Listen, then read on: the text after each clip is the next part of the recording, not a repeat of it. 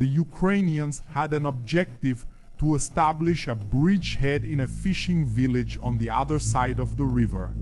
The Russians would do everything to prevent that. Thus begins a story that has its origins in the battle for the city of Kherson, making men sacrifice themselves in battles by the rivers. Special forces in nighttime operations set up ambushes on the banks of the Dnipro. The Russians used their most powerful missiles against advanced Ukrainian outposts, protected by the hard concrete of the bridges. Men with vibrant hearts filled with adrenaline and the thirst for war rode in BMPs into battles against twice as many opponents, with just 2 soldiers making the difference. This was the war in Kherson, on the banks of the Dnipro, where fate would lead men to lands full of storms. Fire in Krynk.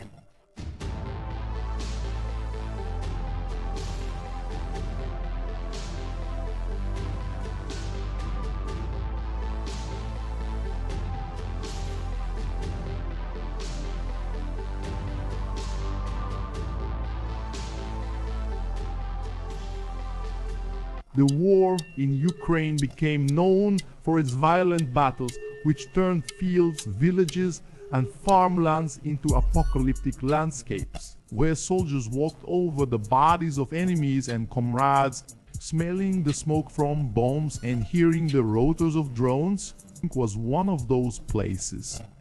It was just a small village by the Dnipro River, founded in 1785 and with less than 1,000 inhabitants. Its main income came from fishing. It all ended with the Russian invasion. Now the land was dry and the houses destroyed, with the nearby forest beginning to suffer from the same violent process of war degradation. The story of Krynk goes through many situations during the 2 years of fighting between Russia and Ukraine, with a deep connection to the battles in Kherson and the dramatic crossings of the Dnipro River, where the soldiers of Antioquia on both sides sacrificed themselves, following orders, sometimes absurd ones, on missions whose only explanation were the whims in the minds of leaders, whose polished boots had never even seen the color of the river's mud.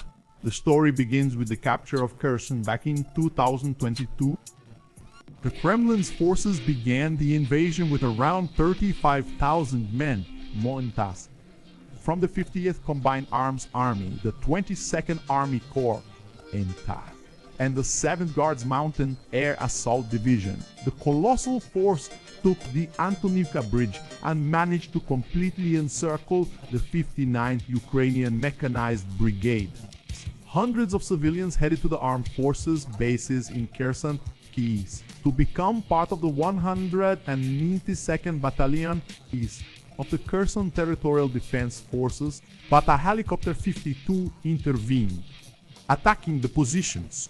The battalions clashed with the Russians at the bridge in battles that allowed the place to be retaken, and the subsequent withdrawal of the 59th Brigade. The Ukrainians tried to counterattack, but the superior strength of the Russians made them fall back continuously. A clash even took place in one of the city's parks, resulting in the death of 24 Ukrainians and only 1 Russian. In March, Kherson became the only major capital to be completely captured by the Kremlin's armed forces. The accusations started coming from both sides.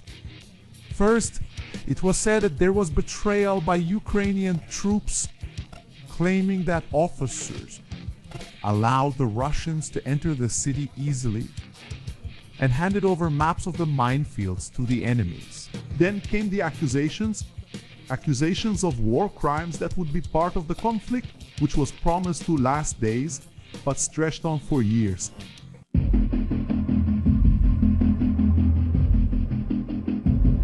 The Ukrainian counteroffensive, which retook Kherson, became famous in terms of strategy, and it took advantage of failures in Russian command and the Kremlin's difficult logistics to move so many troops into so many positions when many defenses were not yet consolidated. The main events took place between September and October of 2022. With the Ukrainian advance, recapturing villages and destroying enemy bases, drones found some of the bases where the enemies gathered or stored ammunition. Joint direct attack munition bombs fell on the locations. These projectiles were bombs, unguided gravity bombs converted into precision-guided munitions capable of being launched by Ukrainian Mikoyan Gurevich 29A. The French Armament Air Sol Modulaire 250 had a similar idea of converting bombs, guiding 250 kegs of explosives towards Russian bases. The Antonivka bridge suffered from successive high-mobility artillery rocket system attack, further damaging the structure that could have been one of the important routes for logistics from whichever side controlled Kherson. Ukrainian troops came into direct contact with the enemy in the battles, in urban environments that did not yet have the terrifying landscape that would mark the riverbanks in the years to come. These men were marked by drones and suffered from the shelling, needing to be quick when changing positions. Azaz. Some of the infantry's battles involved a mix of courage and motivation, which could be the only explanation for their actions.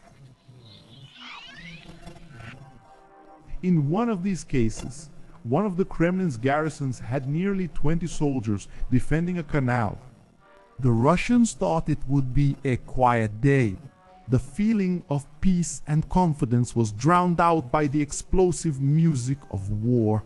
In a field with columns of smoke rising, the Ukrainian BMP advanced on its tracks, playing notes of fury to stop the Ukrainians, but failed as rocket-propelled grenade fire exploded in the woods. The armored vehicle kept moving forward, kicking up sand and filling the men with adrenaline. It was up to a Russian to take position and call his comrades to set up the defense. But in the end, only he took the initiative to attack the newly arrived enemies. While the defenders looked at each other in surprise, a pair of Ukrainian soldiers got out of the BMP and advanced, unafraid of grenades and gunfire.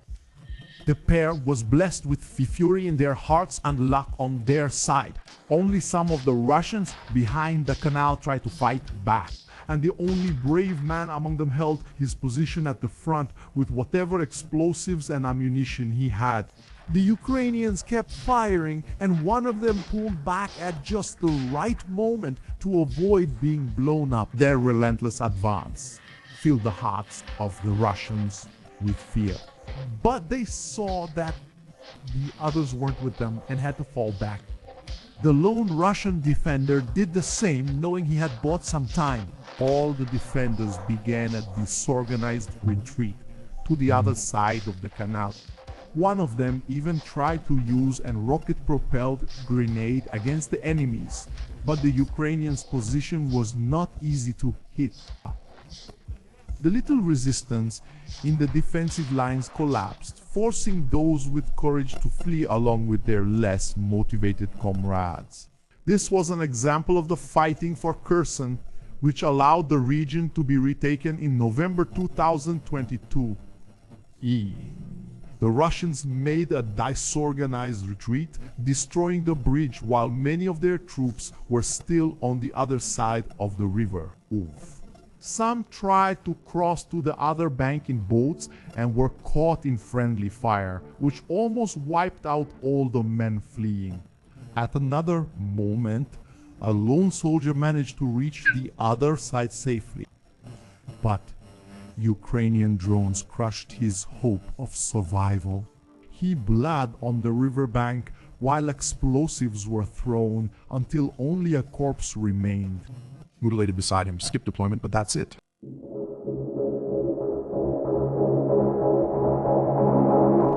Before the Ukrainians reached Krynk, a lot had happened. One of them was the destruction of the Kafka Dam on June 6, 2023, causing an environmental and humanitarian disaster, with dozens of people killed, as well as the destruction of homes. The area had been under Russian control until then. The water receded and revealed the bones of men lost in past wars, people never remembered after dying while following orders. What the river revealed was taken away for more dignified burials. Even so, everything would be replaced with new deaths and more recent bones for future generations to see. The Russians attacked the Ukrainians on the other side of the riverbank continuously. The drones spotted the movements and alerted the artillery to start firing. The munitions were propelled to the other side continuously falling on the houses where there was movement. The landscape began to change, with destruction becoming a new feature among the once idyllic villages. The Su-34 were in the sky to drop the Kh-38 bombs. These explosives unleashed a quarter-ton of fire on the Ukrainians. The Russian paratroopers assembled the TGN rapid response teams. They set up the equipment to launch guided anti-tank missiles against the infantry and buildings where the enemies were hiding. The weapons easily crossed the Dnipro and exploded on the enemy banks. The paratroopers were extremely fast in their vehicles for all types of terrain. The ATGMs were prepared to blow up the other banks of the river. But the soldiers didn't do without the AGS bears throwing grenades over a kilometer away, becoming increasingly aggressive. The Russians sent their scouts to test new positions where they could create breachheads or infiltrate sabotage groups. These men attempted the crossings at night, attacking the enemies when they saw the opportunity. The PKMs cut through the calm of the waters, announcing the beginning of the music of war, which was completed. Russians began arming their drones to target enemy artillery and prevent their counterattacks. The Lancet was a weapon that roamed the skies in large numbers throughout the war. The Ukrainian self-propelled howitzers fell victim to these munitions, which exploded, twisting the metal and sometimes injuring or killing the artillery crews. Ukrainian counterattacks also took place. Their drones hunted down the Lancet launchers. They knew that the average range of these drones was 40 kilometers, so they searched the area and found some groups. The reconnaissance was carried out while monitoring all the work of the Russians. When the time came, the entire team and their equipment were permanently taken out. The Russians' attempts to attack and move quickly were not always successful. Even on a motorcycle, sometimes it took too long to accelerate and reach a higher speed. While the drone dove at more than 100 kilometers per hour toward two completely unprotected soldiers, the reconnaissance drones flew along both sides of the banks, searching for targets. Once they were found, kamikazes of all kinds took to the skies to blow up the Russians. This was a constant factor in the battle for the river. No matter which bank the Russian was on, the Ukrainians would hunt for him. If the kamikaze wasn't sent, the artillery would take care of it, like in the case of the BTR-94 command center with its navigation and communication system. The Russians continued to try to cross the banks of the Dnipro. It was a dangerous task, whose reward would be just a medal or kilograms of explosives on your chest. Landing and finding a house might seem like a relief, but it didn't mean they hadn't been seen. The Ukrainians waited for the Russians to catch their breath in the hideout before firing the artillery. The survivors needed to be rescued along with the wounded, but the drones were there to interfere, driving the men to despair and rendering the smoke boat useless. Even those who went to the rescue would now need to be rescued. Carrying the wounded, these men became targets for the kamikazes who scattered the remains of the soldiers through the village streets. Thus, brave soldiers kept falling, victims of their own courage or of senseless orders in the battle for land and water. Afsassing. The Ukrainian forces operated under the bridges, preventing the Russians from crossing. They ran to take cover among the pillars carrying the RPGs. Further ahead, the men slowed the Russian advance with loaded rifles. The soldiers ran to fire the explosives. These were tense moments when a weapon jammed and the man was exposed to enemy projectiles. When the sound of the rocket-propelled grenade echoed, it was a relief. The fighting didn't stop, moving from the explosion to different grunts of violence. The sound of the AKs mixed with the CZ Brain 2 and drove C-1602 to enchant the Russians with the melody of war. The special forces also specialized in nighttime combat to reach their opponents when they thought they could sneak along the banks. Their drones picked up the heat spots glowing through the cameras and began to rain death on the Russians among the trees. The pursuits were so violent that some lost hope and ended their lives under the watch of the Ukrainians. The mortar teams positioned themselves near the river, hidden by the trees and the darkness. The drones watched the Russians' landings. Shortly after, the shells flew in an arc over the banks, landing among the soldiers. If the Russians had their scouts attacking by the river, the Ukrainians had the same, using their special forces. Their boats used the cover of night to reach the other bank, where there was an enemy base. They were noticed during the approach, which triggered the exchange of gunfire that began to light up the night on the Dnipro. The rifles sparked over the boats and the RPGs were loaded. Even under heavy fire, the Ukrainians disembarked and began fighting under the cover of darkness. The Russian base went up in flames with a rocket-propelled grenade shot, giving the men more light to aim and shoot at the bears who tried to escape the fire. The sunlight began to shine over the Dnipro again as the Ukrainian boats made their way back. Water was being sprayed upwards by the gunfire and explosions. The men fired to cover the retreat while the medics began procedures with the wounded.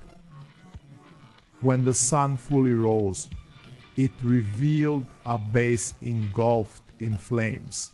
The cover of night provided an opportunity for many attacks by the special forces. Ukrainian rifles fired at a Russian vehicle. The first shots hit the driver, causing the pickup truck to stop at the side of the road. The other man tried to get out to find cover, but the shots were on him, hitting his sides and knocking him to the ground. The vehicle was quickly checked. Just as it started, the attack was over. The Ukrainians began their retreat to think about the plans for the next night. The fighting never stopped. The Russians wanted to find the Ukrainian command and defense centers. The Russians wanted command. The Ukrainian defense centers stopped the fighting. The Ukrainian howitzers destroyed by these drones were a relief for the Russian defenses to prepare. On the other side of the river, the 9K-22 Tunguska air defense system became a target to make the subsequent work of the Russian artillery easier.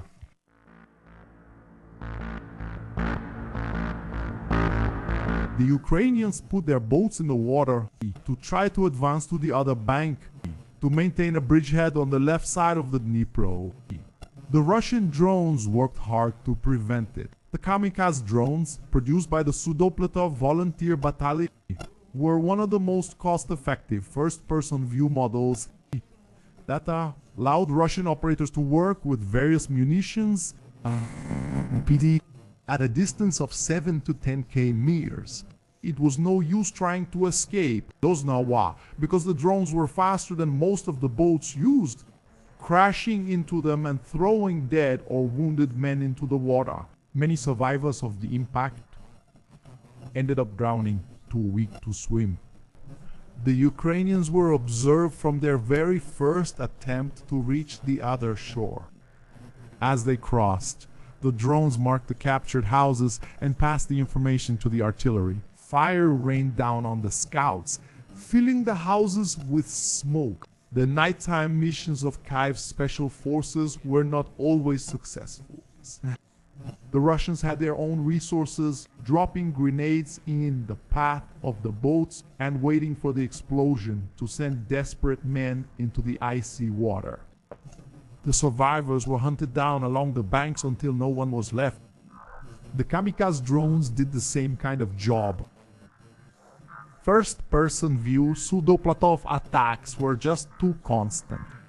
The night cameras picked up any Ukrainian movement, sending the propellers in pursuit of men, boats, and moving equipment. The sound of death was only heard too late, with no chance of the drones being seen at night without equipment. The grenades fell precisely on the boats, ending any chance of escape or killing the Ukrainians who were still piloting. The strikes were systematic against the surviving men who tried to cross the banks. Running was just a desperate option against an enemy that didn't stop sending drones and grenades. Reaching the other bank was just one of the tasks to survive. The cameras were vigilant, passing the coordinates to mortar and artillery teams. The Ukrainians even tried to set up a base under the Antonovsk bridge, putting their men in boats and making them advance in a dangerous and heavily monitored position. The Russians acted quickly and violently. The Iskander missile flew towards the Ukrainian base, smashing concrete over their heads. Since there were survivors, the drones passed the coordinates to correct the Sukhoi 34 strikes, which dropped high-explosive aerial bomb 500 bombs on the same location. The drones were just too efficient a weapon. The ability to observe and plot coordinates made it possible for even tanks to be easily used to bombard the opposite banks. These machines put their cannons to work against the Ukrainians from positions within the forests. The problem was that they were exposed. Right after the shots, a T-72 tank suffered when a kamikaze drone hit it directly. The crew felt the impact break through the armor and rushed out in desperation, fearing that the ammunition might detonate or that new drones might arrive. Ukraine began preparing new attack. The bridgehead needed to be established on the banks of the Dnipro, and Russia needed to feel the threat forming. Raymars were positioned in November 2023. The M142 high-mobility artillery rocket system fired shots that rained vengeance down on a Russian convoy. The missiles fell one after another, first at the front, then at the rear. Some trucks managed to escape, but others were hit directly by bombs. Soldiers were still inside. Desperate men tried to save the wounded when the explosions ended. Counting more than 60 dead, the Ukrainians persisted. The speedboats moved on with their 50 caliber machine guns looking for a fight. The drones harassed their boats along the entire route. The soldiers fired at the Russians on the islands, breaking through the defenses with ammunition capable of penetrating any barriers. Boats kept advancing and making room. The fighting on the river sent empty shell casings splashing into the water while the projectiles flew toward the enemies. The Ukrainian vessels tried to make space and distract the Russians until someone could reach the shore. Some groups used slower boats to cross, taking advantage of these distractions. The grenades fell, throwing water and fragility. Soldiers persisted crouched until they reached the banks, where they jumped out and ran to escape the drone. The Russians had already marked the position and proceeded to destroy the boat. Persistence was working. More men were landing in the direction of Krynk pond. They left the boats, stepping in the mud and carrying the equipment for the battles that would open the way to establish the bridgehead. The grass was cold. In October 2023, they stepped on the cold ground, filling their boots with mud, hearing the sounds of gunfire and the moans of the wounded. The blood of many Russians and Ukrainians mixed with the waters of the Dnipro. The bodies of so many of them would join those of forgotten soldiers from World War II.